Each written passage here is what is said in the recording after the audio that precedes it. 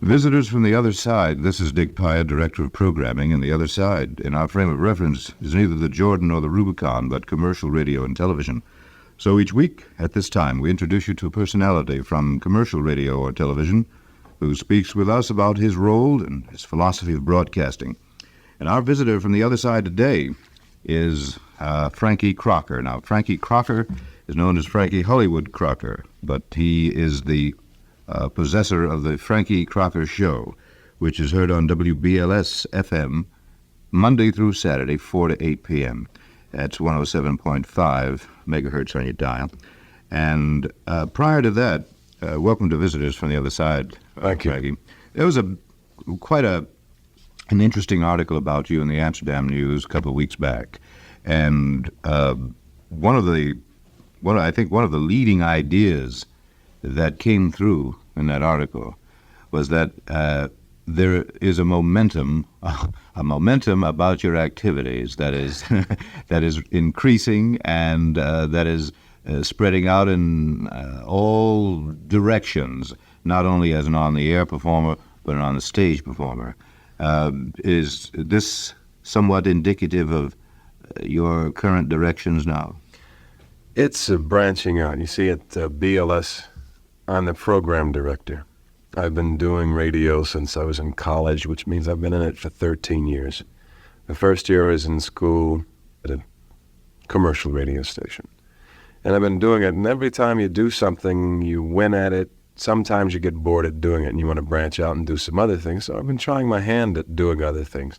I think I'm still young enough to try other things and other things in the entertainment field, because I meet a lot of people. They ask me if I'd like to do this. So consequently, pardon me, I've been into some film, some comedy. I do a lot of emceeing. And if you've ever done a Master of Ceremonies job, when you're on stage and the next act is not ready, and somebody calls you from the wing and says, hey, we need 5 minutes, you just hung up out there. So you start kibitzing around with the crowd and you start doing something. So what I started doing was getting a writer or somebody to write something on something topical, something in the news, so I could tell a joke about it or keep the listening audience there, keep the audience in their seats, because it isn't time for an intermission yet. One of the ideas that Frankie Crocker has, someone has attributed to him, is that one of his ambitions is to be a millionaire before he's 30 years old. Now, I mention that now because you said you are young, and apparently you're probably a millionaire anyway at this point. That was something that my press agent put in there. It was just that at one time somebody asked me what one of my goals was. And I told them I'd like to make $1 million before I was 30. It's a goal. It's not really necessary that you do that, but it's been done. We've been very lucky. We've been very good in some of the investments we made as far as shows and things. And it happened. Those are just some of the goals. And I came out of Buffalo, New York. I can remember picking cherries in the summer because there were no jobs to stay in high school. And that was like you'd make $5 a day, maybe $6. And you weren't guaranteed to work every day. On the railroad, you made a little bit more. If there was a big snowstorm, you might get up at 3 o'clock in the morning, take a shovel, put on some extra clothes, and go over to the railroad and what they call burning switches, which you take a torch and you unfreeze a switch in the switch yard because they were frozen, and you shovel snow away from it. And most of the young guys were getting you got free lunch too. You got sandwiches and coffee. So a lot of kids that really weren't getting the meals at home could get them out there, and we were working. And when you come up out of that and you get a chance to do something, you have goals for yourself. You say, I am going to do this. I am going to make $1 million. I am going to buy a home at a certain age. And you sort of blot out everything else that's going around you, and you remember from whence you came, and you keep working for that excellence. You keep working to do things, because that is a goal you get to. Once you get there, you find out it's not everything in the world. There's some other things that are happening, but that's how that derived. Our visitor from the other side is Frankie Crocker, and you can hear him every day. That is, every day except Sundays, because they bring in the relief. Monday through Saturday, 4 to 8 p.m. on WBLS FM. And what we tell our listeners, Frankie, is that they can always tune in our guests for about a minute, and then they have to come right back to us. So, by the way, for many listeners, WBLS FM used to be known as WLIB FM, and the broadcast interests that bought out AM also bought out FM. And now, is the format, what kind of format would you say the station has? You're the program manager now of the station as well as having the show. What is the all-round format of WBLS? There really isn't a format except the thing that I'm starting, which is a Frankie Crocker format. People in the industry would readily recognize Bill Drake format. Bill Drake format was minimizing talk, playing more hit records, and boosting a radio station. Well, he sort of took the personality on the air, he took the personality out of it and built stations. He was very successful for about 6 years. He must have had about 20 radio stations in the country. At that time, music was changing. You had different radio stations happening. The FMs were coming in. You had the advent of rock. So he took like maybe about 25 records. That's all they played, and they call it a Drake format. Well, what I'm doing now with my station is playing the music that I like, trying to fill a void in some of the music that isn't being played on other radio stations that might be similar sounds, but we try to have a collage of music, a montage of different artists. For example, if you had the average black radio station, most of them would be playing either or jazz, rhythm and blues, or gospel. All right? Mm-hmm. So in any black radio station, as it used to be, in the morning, there would be rhythm and blues until 10 o'clock, and that got everybody up and out to work. 10 o'clock, they'd have gospel until noon. At noon, they could have a light jazz show till 2. From 2 to 6 to take over the drive time hours, again, they'd have another R&B show, and then they have a jazz show. At no time would they get the whole audience, a different audience listening for different things. So what I did is I took all of that and mixed it together. So you never know what's going to be played next. You don't know what's going to happen. We might mix out of a John Coltrane into an Aretha Franklin gospel, into a James Brown, back to a Billie Holiday. So that... what it's called is, I might as well say this, what it's called is the total black experience in sound, which helps because at this time, if you are a jazz fan, you might hear what's happening in the field of jazz. If you're an R&B fan, you'll hear that. If you're a gospel fan, you'll hear that. If you're nostalgia, you'll hear that, what we call classics, black classics, Billie Holiday, Sarah Vaughan, Dinah Washington, Nat Cole, Arthur Prysock, Billie Holiday. And I think the whole Billie Holiday boom that happened started with us when we were LIB-FM because it was something nobody played. There was no outlet for it, except maybe a jazz station who every now and then would play it. Another case in point is we play a lot of Johnny Mathis, who is having a resurgence of popularity. Not that he lost something as far as his resurgence is concerned, however, a resurgence on the air. He's always been one of the most sellable album artists. But when we started playing him, now he's coming out with other things. We've been working with Tom Bell, who is a very good producer from Philadelphia International, and getting some other things in. So it's helping. You just said a lot of really fascinating and interesting things about what you're doing. I want to ask you about a couple of the ideas you just mentioned. How long have you started that format yet? Yeah, this has been going on from... I started with them in 1971. And you've been engaging in that. Right. Now, because what you described sounds as if it would accomplish several things. One, for the gospel lover who might ordinarily not tune in on the block programming for it, they would be swept into not only gospel at that point, but maybe some R&B and get a bit of Mathis or Eckstein or somebody, and then they would become perhaps broaden in their interest in what they want, and therefore they would tune in all the time. I had an interesting thing that happened. It happened about 2 years ago. I played a John Coltrane record, and a youngster called me up because when I said the late John Coltrane, he said he's dead. He didn't know, he'd heard of John Coltrane, but he hadn't been listening because he'd been listening to probably me on RL at the time when I was just playing those top hits.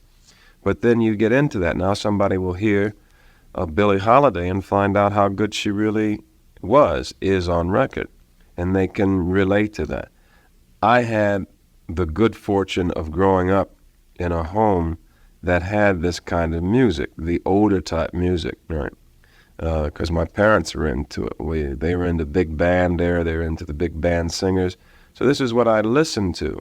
And then I got into jazz. And then afterwards, through economics, I got into rhythm and blues because the jazz shows were not selling. I used to do jazz when I was in college. I did jazz for 4 years. Didn't start R&B until after I got out of college, about 8 weeks before I came to New York. And people thought I was doing that because I had a good run at RL, but I didn't know anything about R&B. We're talking to Frankie Crocker, our visitor from the other side, that other side being WBLS FM, and he's on every day, 4 to 8, except Sundays.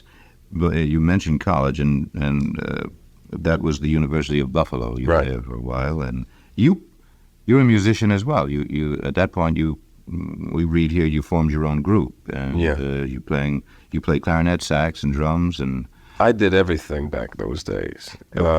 We were at that time. I think I've been playing an instrument since the 4th grade, and I wanted to play something. I was always very small. I didn't think I got to be 5 feet until my senior year in high school. I was always the smallest person, and they always saddled me with the biggest instrument. Listen, if anyone's listening and you're in college and you're still 5 foot, have hope, because Frankie Crocker is way beyond 5 feet now. Well, how tall are you? 6'1". 6'1", so don't give up. When you first, some of the stations, Frankie Crocker has been at many stations. He was at a station called WUFO, and then from there to WZUM in Pittsburgh, KGFJ in Los Angeles, and then WLIB, WMCA. I don't think many people probably would realize you were at WMCA. Fast Frankie in the city. Yeah, right. And WWRL, and finally WBLS FM. Now, one of the, you mentioned picking cherries, and you were quoted as saying, recently, coming from Buffalo as the #1 cherry picker to New York City and becoming the #1 record picker is a big jump. Well, there's some other things we were going to mention about Frankie Crocker, but let me ask you some other business questions about your format and what happened, what you feel may have happened in the 2-year period. Do you feel that you got a mix of audiences do you feel that you increased and expanded the taste of the regular BLS listeners from one category to another by segueing into all the various forms? It's a very interesting turn of events that has happened because I've been doing this for the 2.5 years I've been there with the mix.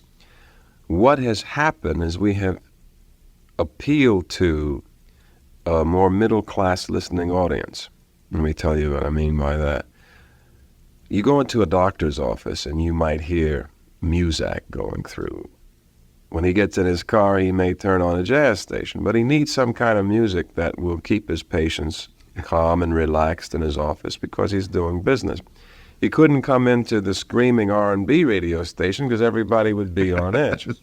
So there was a void there that we wanted to fill. We wanted to go into offices where there are integrated working staff, where people didn't have to be ashamed for listening to a radio station because the guy on there is just off and out and the records are that way. And everybody in the office says, well, what is that? The guy has to turn it off. He listens when he gets home. We made a radio station that could be low-key, informative, the people on it to speak in a reserved manner, not to insult people as far as what we sell them, because commercials a lot of time can insult people. If you're making it, say, in maybe a $15,000-$20,000 bracket, you don't need anybody to tell you to get furniture. You can put $70 down and then $17 a week for the next 10 years. I mean, it sort of insults you. Everybody's always saying credit. But rather that Bank AmeriCard and MasterCharge are accepted because you have these nowadays. And so that sounds a little bit different. It doesn't give the aura that every black person who is going to buy something has to do it on credit. Although people may do it on credit. I think 90% of the people in this country buy on credit somehow or other.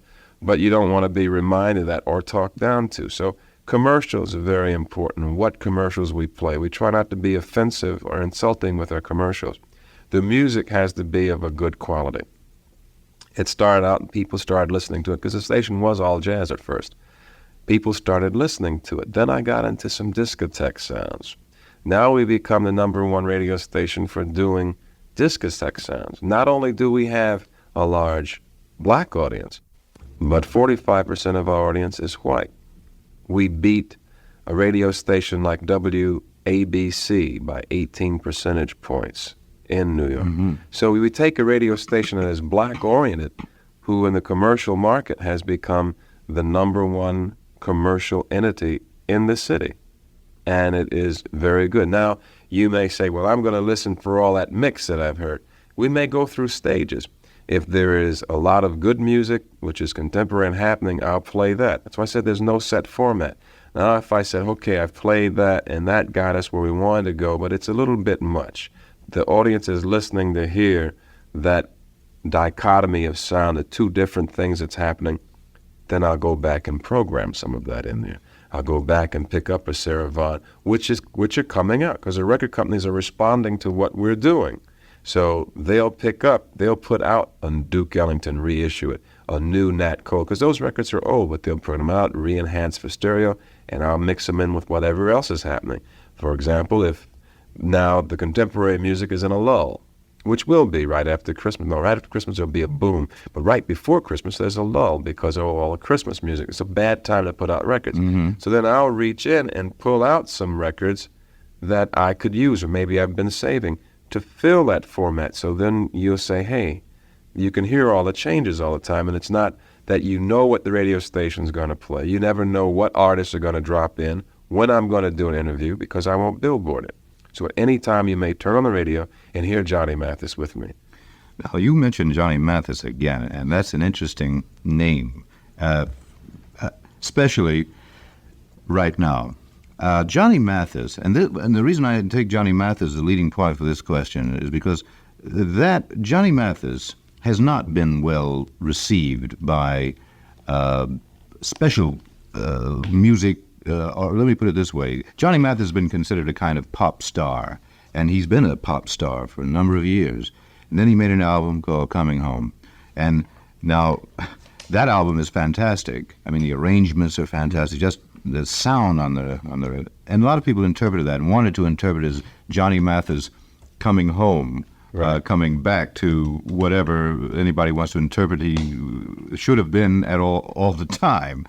But when you play records like that, let's say pre-Coming Home Johnny Mathis, and some other records of that type, aren't you afraid, or have you ever felt that you'd be considered, square, and really not into the real black sound? No, because like I said before, Johnny Mathis was always one of the #1 selling album artists.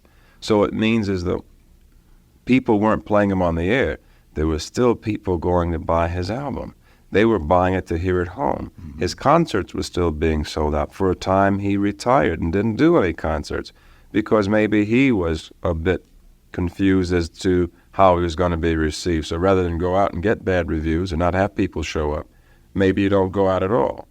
You see, you retire from doing that because maybe my era is over as far as what I'm doing. Maybe it's an era for the Temptations, the Sly, the Rolling Stones. These people have taken over, so why go out and do it? However, they've always sold his albums. Mm-hmm.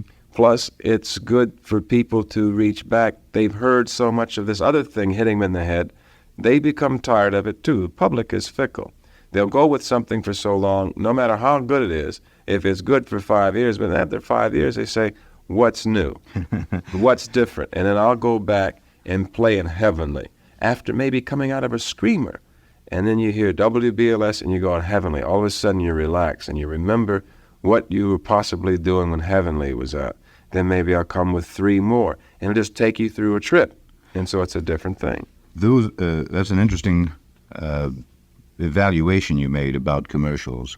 I think for a long time, so-called black radio stations specialized in commercials of uptown stores. I mean, that have these so-called deals. No money down. You don't have to worry about anything. Just come on. And that did create a kind of image. Maybe that image was there. Maybe it wasn't. But it did create one image. And I think that's, I don't know whether you initiated the change in that concept, but apparently you did at WBLS FM, which is a very interesting one, because I think a lot of people were turned off by, they might be listening to the music, but they're turned off by that kind of... Here comes a guy that owns a store, and it's not an announcer with a soothing voice. The guy has a hacking voice, and he comes in and he's screaming about what he's doing, and it's on the radio, and it's degrading to the listening audience. So when I said we wanted to do this, there's certain things I didn't want to happen on the radio station. I mean, you can sell things and not have to say what's happening. Everybody knows it's a ripoff. It's so that poor person, and he gets hung up in it, gets sued for it, can't afford to pay for it because the deal is wrong. First of all, he's paying 3 times as much as it's really worth. And when you get into it, you'll know that there's 100% markup on just about everything that you buy retail, because there's a profit margin there. So the money down is actually paying for it. The money that you're doing on credit is his profit. So it's already paid for, and plus he's made a little profit because he buys in volume. So if you go and you buy a sofa for $500 and the guy tells you have to put half down or maybe a third down, which really works out, you put the third down, you've actually paid for it. The other 2/3 is what he's going to make on the credit, whoever he gets the credit through. Then he's got kickback coming from that because they're going to mark that up. So he's got you both ways. So it's subtle. We don't say that's what we're doing, but I think people realize that it's easier to listen to this radio station, and what we're selling is a little bit better than what was sold before, and somebody had to do it. Luckily, I was given the freedom to do these things. They weren't making any money anyway, put it that way, so there was no loss in it. Anything we got was good, but we didn't take everything. Our visitor is Frankie Crocker from WBLS FM, and some of the awards. In 1974, he won the Billboard magazine's Program Director of the Year. I didn't know they had Program Director of the Year. Yeah. And Bill Gavin's Personality of the Year and Radio Station of the Year. And he's broken the all-time record at Madison Square Garden's Felt Forum for paid attendance when he appeared with various artists, of which he also produced. And you mentioned at the beginning, we just want to mention this also, that he has appeared in films as an actor. He was in Cleopatra Jones, the Jimi Hendrix Story, and Dark Town Stories. That's going to be released? Yeah. The last thing I did that was out was 5 on the Black Hand Side, which was a family comedy. Yeah. That was very successful, 5 on the Black Hand Side. And the Dark Town Strutters is coming out about when? Oh, I hope any day now. Well, mark that down. You want to see... It'll be out, I think, after the holidays. We finished it in June, I think. Who's in that? July. I've forgotten the names of the actors because they were people who have worked in other films, but they took all new young actors. How can I tell you this? It's a fantasy motorcycle comedy that has to be seen to be understood. Well, and it is really funny. In fact, I play a cowboy who is on an ice cream truck, and the ice cream truck is made up to be like a horse. But there I am in full white, silver guns, silver lame, and a 10-gallon hat. And it turns out it's either going to be one of the funniest movies of the year, or it'll get the prize for being the worst. That's the way we see it. Well, the way you've been going, Frankie Crocker, I think it's probably 100% probably going to be the former, be a big success. We hope so. We've got a couple of minutes left. At WBLS FM, it's 107.5, and we are fearlessly telling you that after you've heard Frankie Crocker here, knowing that you listen to him at about 30 seconds or a minute between 4 and 8, and then come back home where you belong. But the other thing, I think that you've given us an insight, Frankie and our listeners, an insight into a lot of thinking that goes into putting records on the air, other than what might appear that someone says, well, picks a record and puts that record on, and that's it, and the commercial aspect and the whole thinking. Would you say that, the idea of black radio stations came into popularity a few years ago, and there was obvious reasons why it should have come in and why perhaps it should remain. But you're aiming, it seems from the way you talk, with WBLS FM, you're not aiming necessarily for a black radio station per se. What we're doing is aiming through the black community. You see, what we're saying is we're adding another dimension to it. If you like classical music, you like classical music no matter what ethnic group you belong to or who you are. You like classical music. That's what we're trying to do with our music.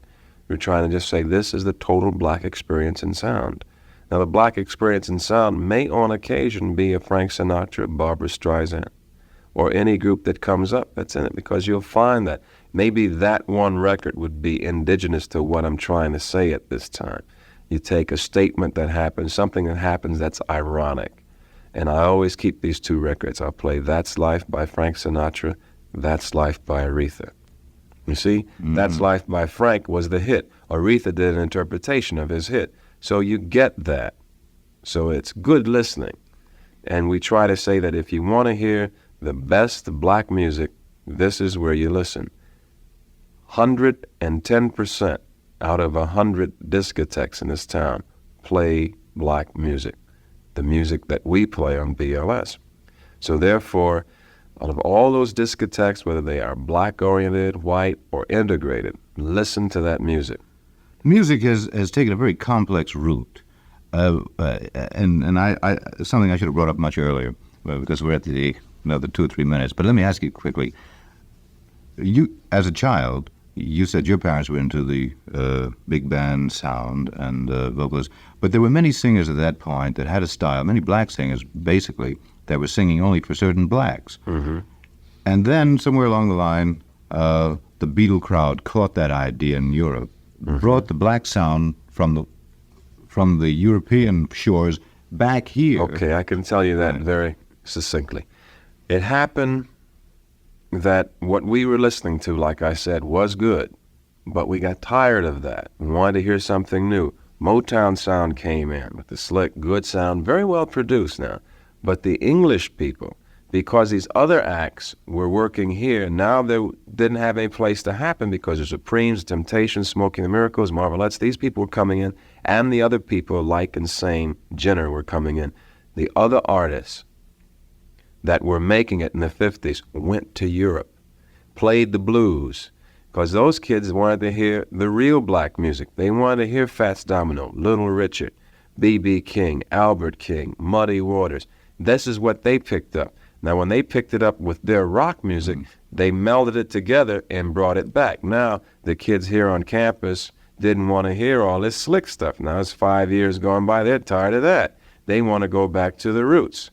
All right? Now, they're not seeing the black artists, the Muddy Waters, the B.B. King. They're all doing college circuits. Meanwhile, the guys on the radio aren't playing them, but they're still making money doing college circuits.